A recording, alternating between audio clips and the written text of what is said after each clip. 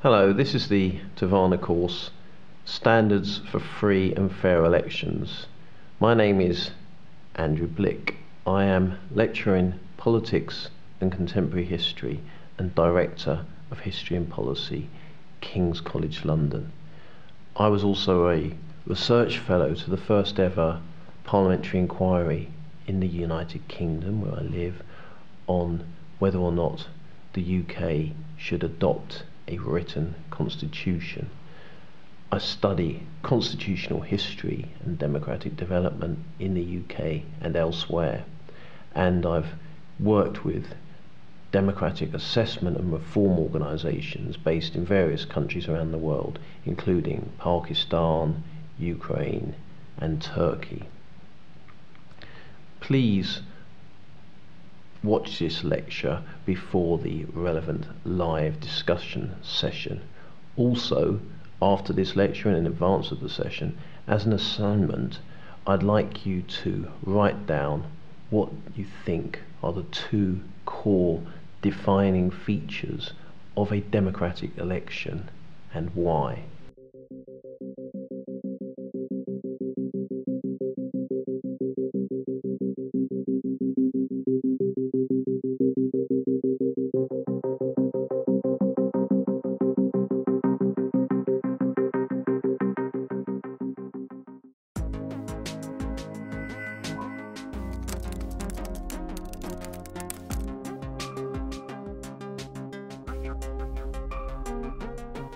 I'm going to start by talking about the overall purpose of this course.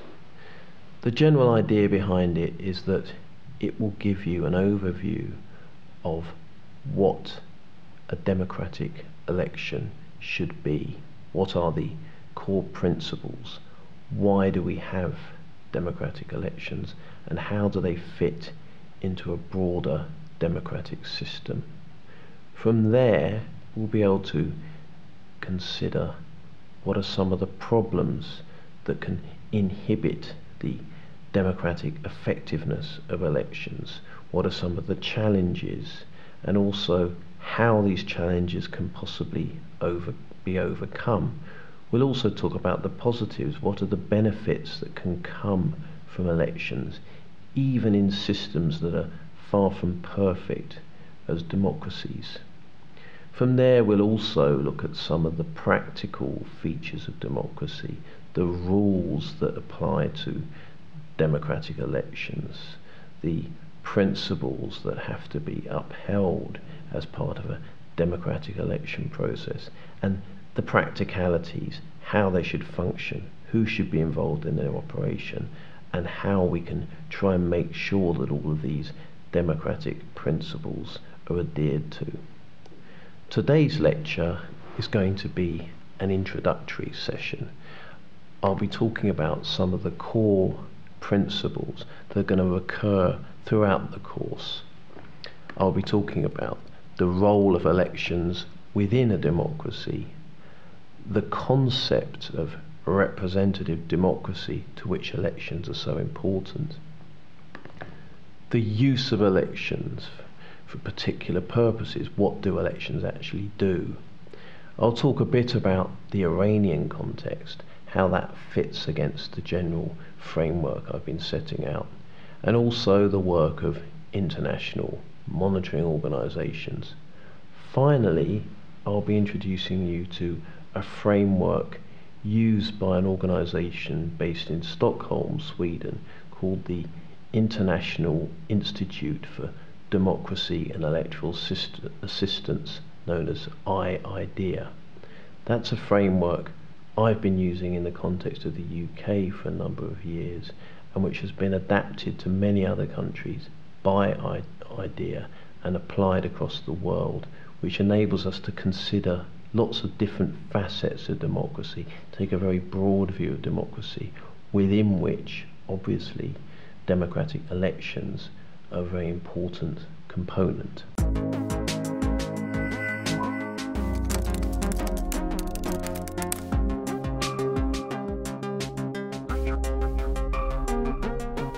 So to begin with, let's talk about the role of elections within democracy. There's no question that elections are incredibly important to a democracy. It's impossible to imagine a democracy without elections, although it is possible to imagine a non-democratic society that nonetheless has elections of some kind. So that's an important point to bear in mind. Nevertheless, democracies and elections go together very, very closely.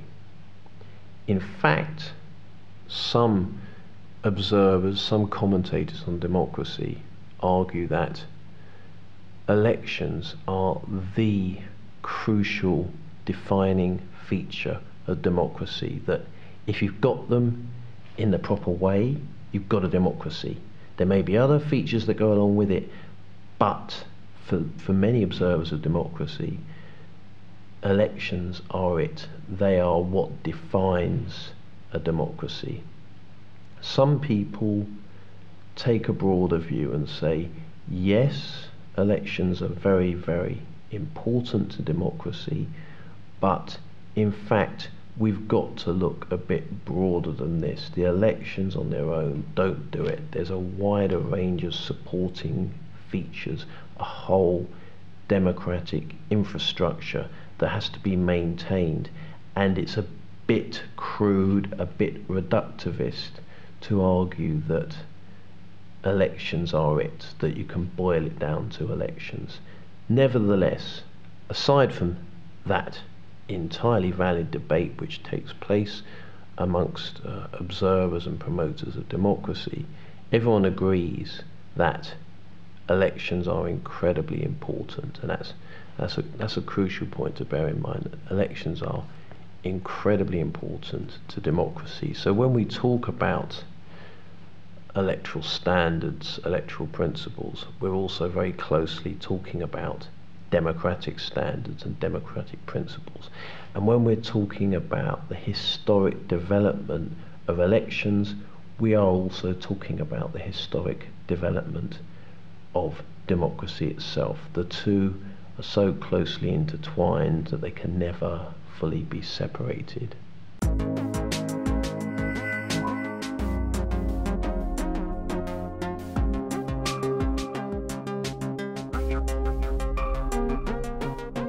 So what defines a democratic election? It's generally agreed that there are two absolutely crucial features to a democratic election. One is that there has to be a contest, a genuine competition to win the election between different individuals and groups. If the result's a complete foregone conclusion, either because only one party or one individual is allowed to contest, or if for some reason, although there are other groups taking part, the odds are stacked against them so enormously that they can't possibly hope to win. If either of those two problems emerge, then already you're falling down on this first crucial feature of democracy, that there's a contest going on.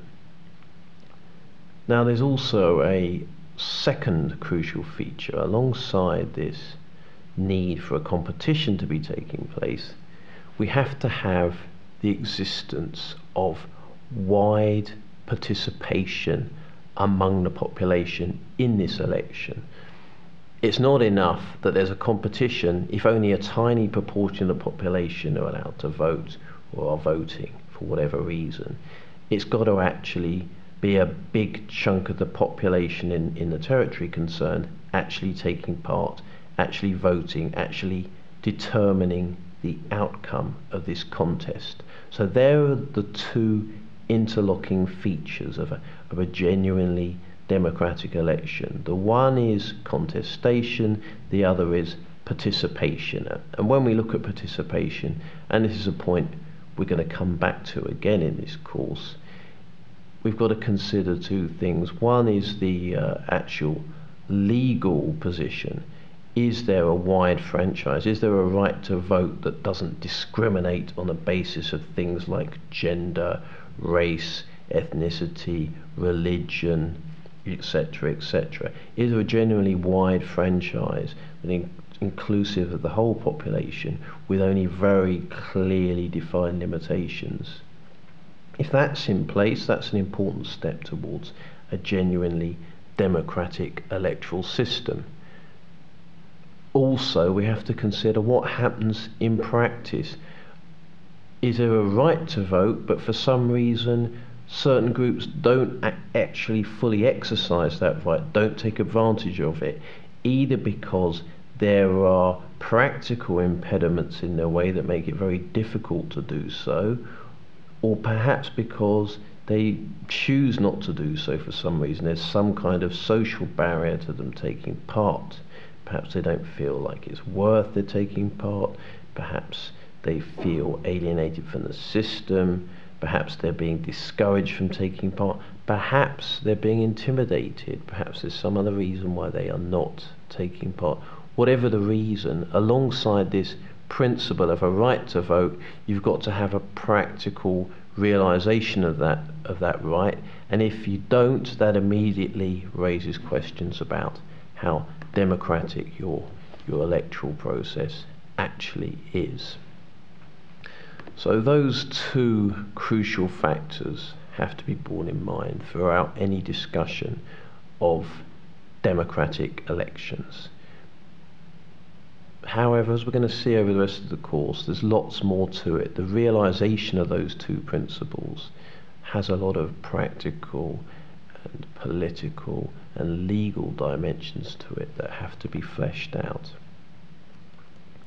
One further crucial point, subordinate to those two other points, but very much central to the whole idea of democracy, is that elections actually have to mean something.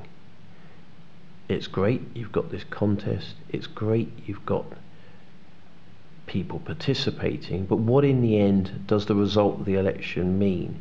Whoever wins the election gets this support in this contest involving wide participation, has to actually then be able to go on and do something with that victory. It has to actually mean that they've got power. Either they've retained power or they've gained power and replaced someone else who's lost power. So the election has to actually mean something. So those who are being elected have to actually be able to deliver something for those who have elected them, or again, you haven't really got a clear democratic system. So if you have institutions and office holders who are elected, who are actually in some way subordinate to other individuals, offices, institutions that are not elected, you've got a problem. You haven't got a fully democratic scenario being played out there. And that, again, that's something important to bear in mind when we try and assess the democratic quality of elections. Equally, while winning an election should mean something, an election result should actually make a difference, should actually lead to further outcomes in terms of public policy, in terms of what government actually does, there are limits to the concept of the electoral mandate. Having won a general election does not entitle the winner to abuse rights, for instance. And this is where the wider conception of democracy comes in, and we'll be returning to this. Just because you've won a general election, it doesn't or shouldn't mean you can then go on and do things which actually amount to an abuse of the principles of democracy. After all, taken to an extreme, the doctrine of the electoral mandate could be used to completely undo democracy altogether and perhaps stop future meaningful democratic elections from taking place.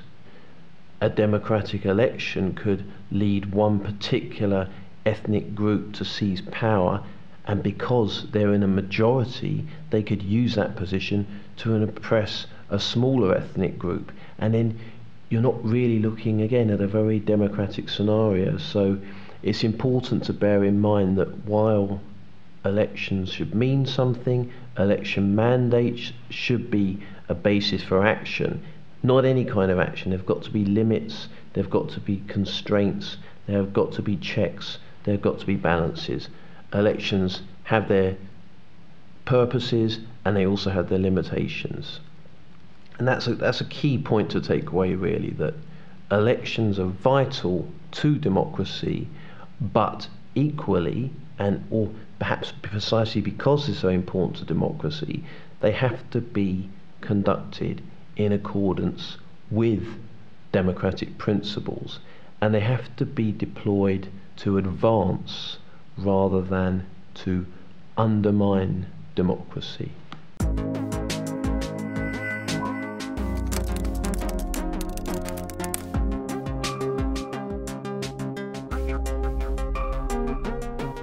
This takes us to our second point today about the concept of representative democracy, because we're talking about a particular kind of democracy normally, or we're looking at many democratic states across different parts of the world, perhaps not all, but many. They have a particular variant of democracy called representative democracy. Now, under representative democracy, elections again become very important. Representative democracy means that most members of the public do not generally take part in government or decision making directly or on an ongoing basis. They're not there taking public policy decisions every hour of the day, every day of the week, every week of the month. They leave that to others. But they do have an involvement in the process, and that's why we're still a democracy. Although they are delegating decision-making power to others to take decisions on their behalf about the running of society, public policy, important decisions, at the same time they do have a democratic stake in the system, because they are able to choose those to whom that power is delegated, and potentially at a later stage they can replace those people to whom power has been delegated if they're not happy with the way in which they have been exercising that power. So here is the concept of representative democracy. The democracy bit is that the public get to choose who is in those positions of power, who holds those public governmental offices. The representative bit is that those people will then go away and govern on behalf of the people who have been elected who have elected them. That doesn't mean they can go and do whatever they want and not be answerable. Far from it. But it does suggest a degree of discretion, that you hand over a certain amount of power to someone else to wield on your behalf, but always in the end being answerable to you. Under that system, democratic elections are clearly key, because they are the link between governed and governors. They provide that link, that democratic link, whereby those who are in positions of power are accountable. They've been put into that position of power by an election carried out by the public, and they can be removed again at a future point by an election. That's why elections are so critical in a system of representative democracy. This leads on to the question of who exactly do we elect in a democratic election. It varies across different variants on representative democracy. In some instances, for instance, we have what we call a parliamentary system. This is what we have in my own country, in the United Kingdom, a parliamentary system. We elect the UK Parliament, and a government is drawn from that Parliament. The executive is drawn from the Parliament and is held accountable by the Parliament. We do not directly elect ministers, we do not directly elect a head of state, but what we have is an executive that is accountable to the body that we elect, and that body also processes legislation and carries out a variety of other functions. That's one version of representative democracy. That's one role for the election in electing the parliament. Another way of doing things is to directly elect different branches of government, including the executive. And you find a system along these lines most famously in the United States of America, where they directly elect their legislature, Congress. They also directly elect their executive, the president. They elect a person to be their head of state. So the executive is actually directly accountable to voters, as opposed to the parliamentary system where the executive is accountable to a parliament which is itself in turn accountable to voters. So those are two different models. Both models have strengths and weaknesses. Both models have things going for them. Both models can create difficulties. One is not more or less democratic than the other. They're both different ways of doing things. But again, crucial to their being democratic is that they are elected and that the principles of democratic election are adhered to in determining how they are elected.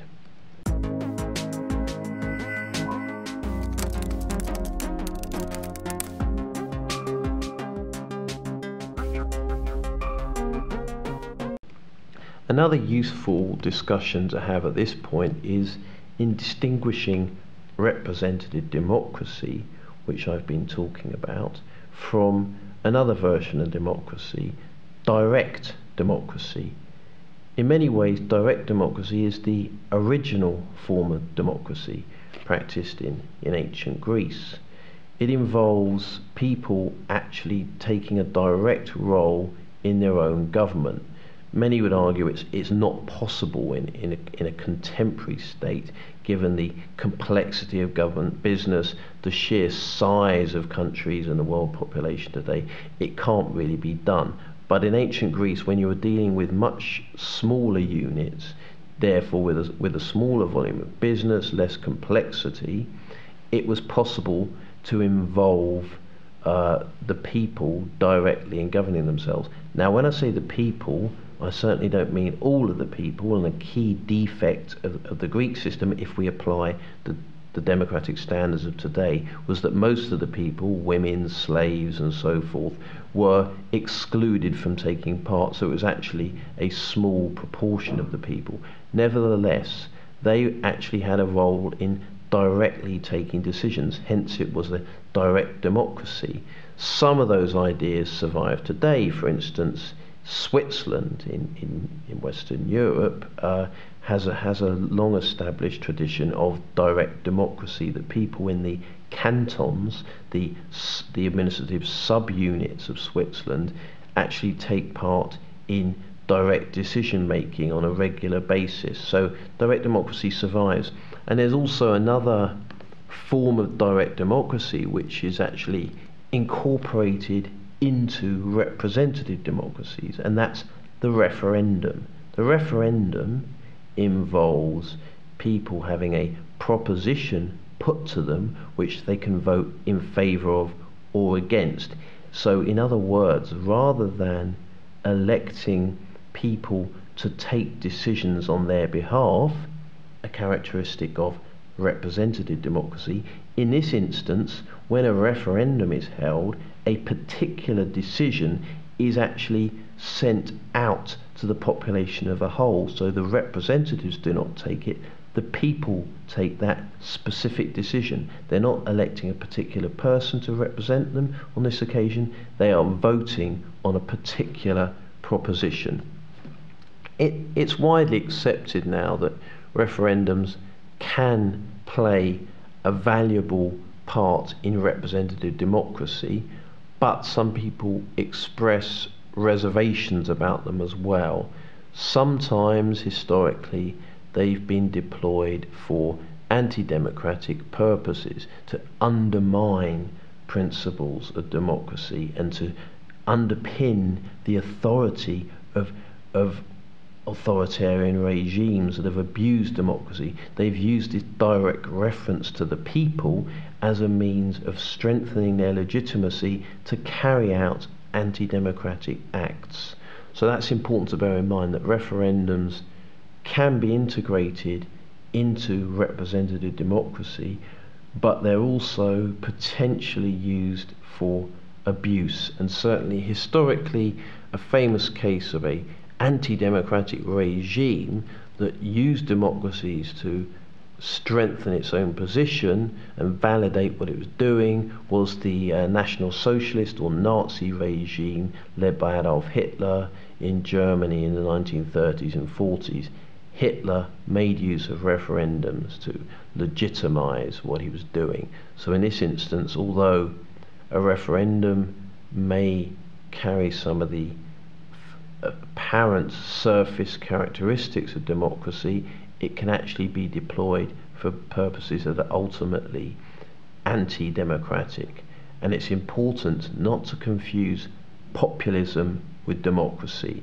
There can be a conflict between those two, as we see in the case of referendums in some instances.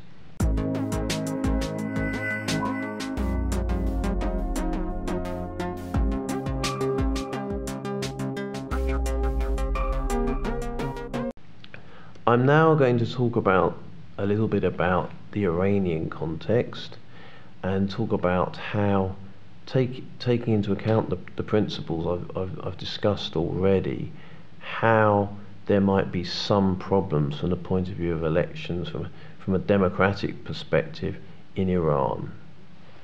So there are certain complaints that generally get voiced about the Iranian electoral system and how it may be in some ways democratically defective. One problem is the supreme leader is not elected. Now that refers back to my point that elections should mean something, that when you elect a body or individual, that body or individual should actually be someone in a position of power. And if there are other groups or offices that have got the real power that are not elected, that then becomes a problem. You have a problem that the election is less democratically meaningful than it might otherwise be. Another problem noted in Iran is the heavy vetting of candidates for the presidency or for parliament. So people are being excluded from taking part in the election as candidates. Women, for instance, are discriminated against.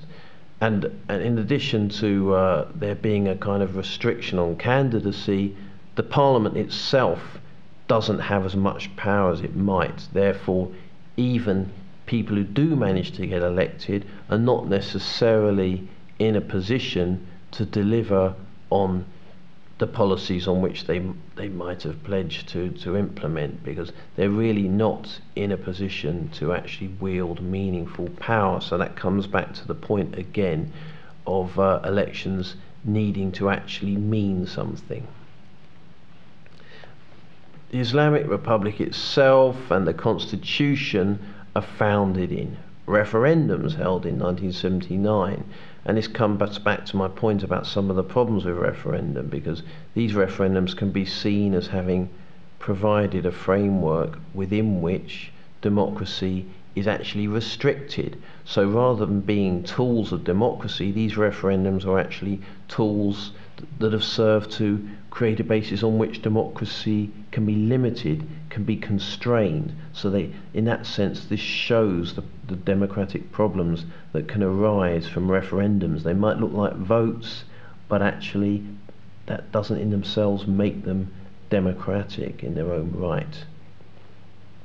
Elections do take place in Iran, of course, and this points up a further issue, that simply having an election doesn't make you a democracy, as I said at the beginning.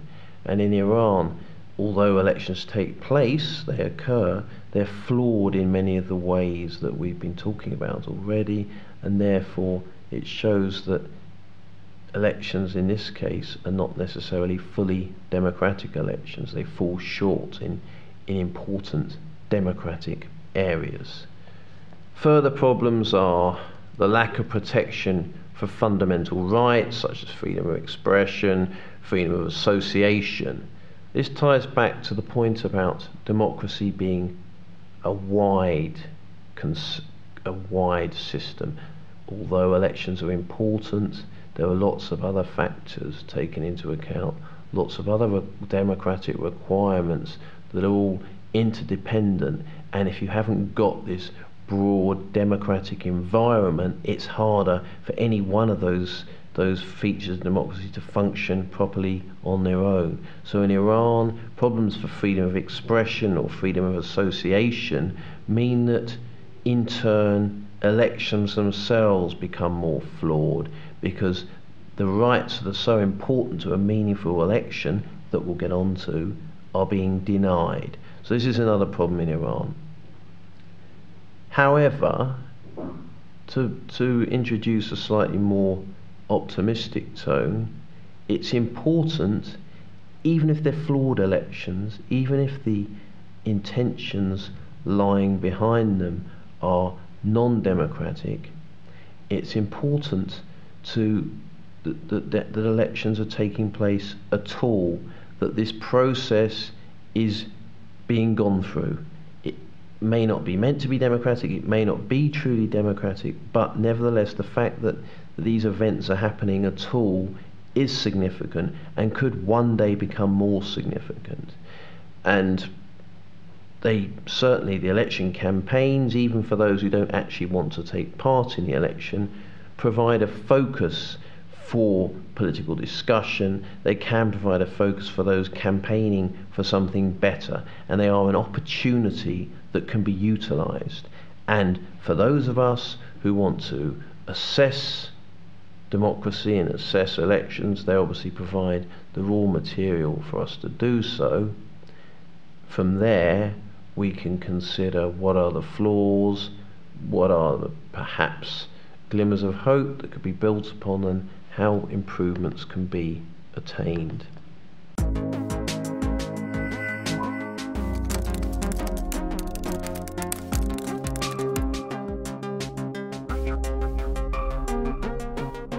I'm now going to talk about international good practice. When we talk about assessment of elections and how well elections are performing democratically, we do so by measuring them against a broad set of principles that are established across the world. And the organisation who produced the framework I'm using, International Idea,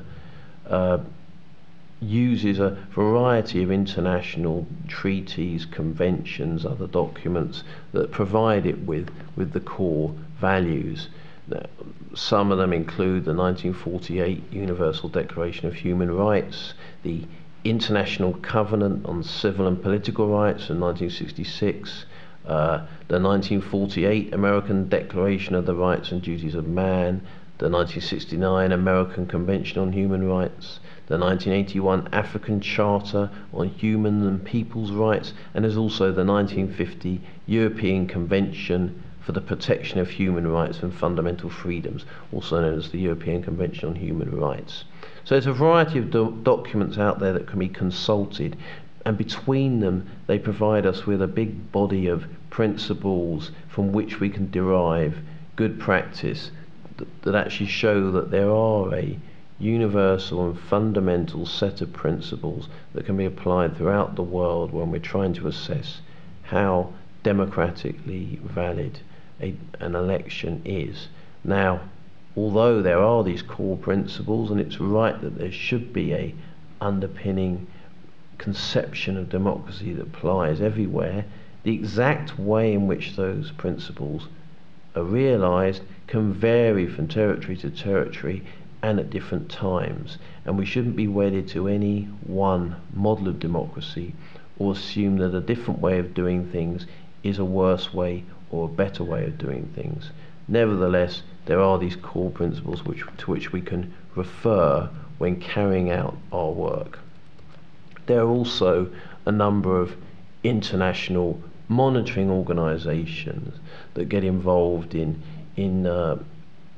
overseeing or checking that elections are actually being proceeded with according to basic principles, basic democratic standards. So there's, for instance, the Organisations for Security and Cooperation in Europe, the European Union, the Council of Europe, the African Union. All these organisations get involved frequently in actually taking part in observing elections, not running the elections, but just observing, just gathering information about what is going on. Now, these observers aren't let into certain countries. Often countries where there are problems with electoral irregularities don't want observers taking part. Sometimes other countries don't as well. They don't get everywhere, but it does show that there is an international framework of best practice, and there are organisations that actually want to help to make sure that this best practice is spread internationally. So the overall picture is that there is an international community out there that wants to spread good democratic electoral practice, and they want to ensure that standards which apply in one country can also apply in another. So in seeking to promote democratic electoral practice, you're not alone, you're not on your own. There is an international community. They are watching in as far as they can, and they are waiting to help, and they're waiting to connect with people on the ground who are also sharing these values and want to promote these values. So we are an international democratic community. We may not always be successful, we may not always be welcomed into particular countries, but that community is there. And I suppose a part of this community is the organisation I've talked about already, the International Institute for Democracy and Electoral Assistance, who I've been lucky enough to work with on occasions in the past. And the framework that we're using to really create the overall background for this course and these lectures is their framework. They have an overall democracy assessment framework that looks at many different aspects of democracy in different areas in full.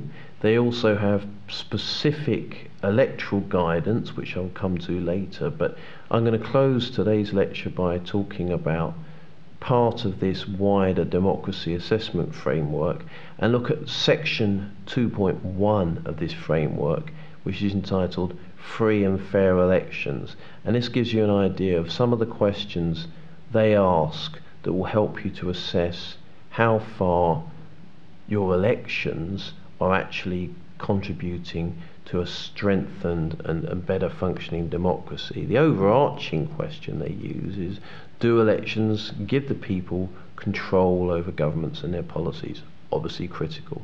Then they go on to ask us, how far is appointment to governmental and legislative office determined by popular competitive election, and how frequently do elections lead to change in the governing parties or personnel? So again, that speaks to some of the core points I've been referencing today.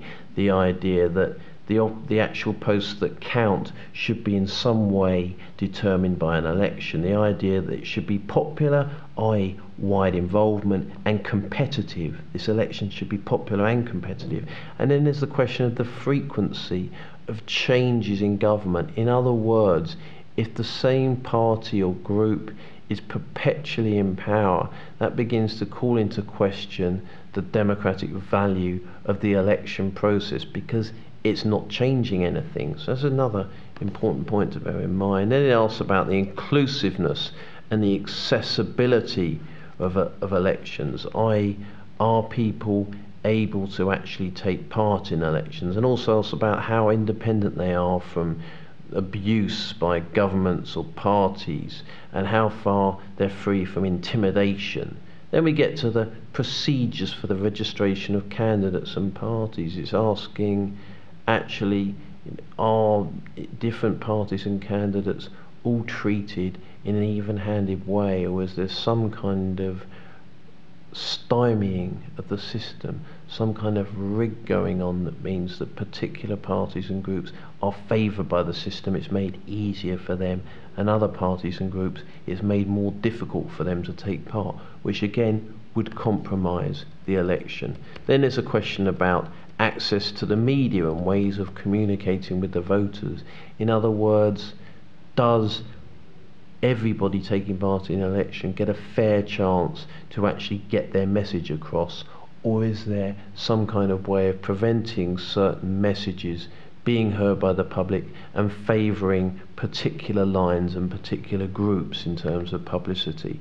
Finally, it asks questions about the effectiveness of the range of choice. Are people really being offered a choice in an election?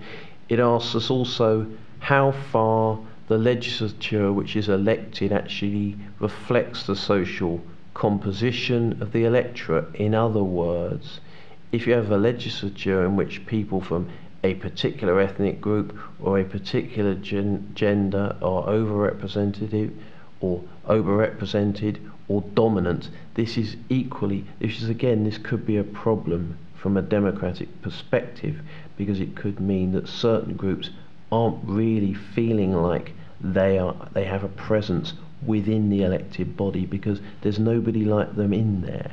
And to close, it asks about what actual is the relationship between voting and outcomes in terms of how far do what percentage of the population actually votes? Do people really turn out to vote?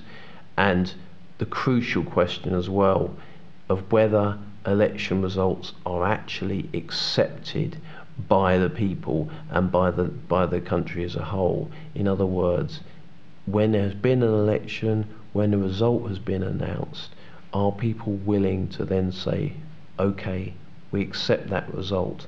And this is absolutely crucial. It doesn't matter what kind of system you've got, how fairly run it's been. If at the end of it all, there's a group that lost, that are not willing to accept that they lost fair and square by the rules, then you've got a problem. What's important for democracy is that we go through this process, and the whole process has to be about an argument. It has to be about people competing, disagreeing with each other. There will be winners and losers. Some people will get what they want, some people won't get what they want. But what's absolutely critical is that at the end of this whole process, everybody, winners and losers alike, accept that there was a legitimate process, that those who won fairly, that those who lost fairly, and that we're all able to buy into it and go forward from there to the next election.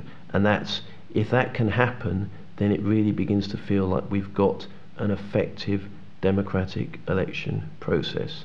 Thank you.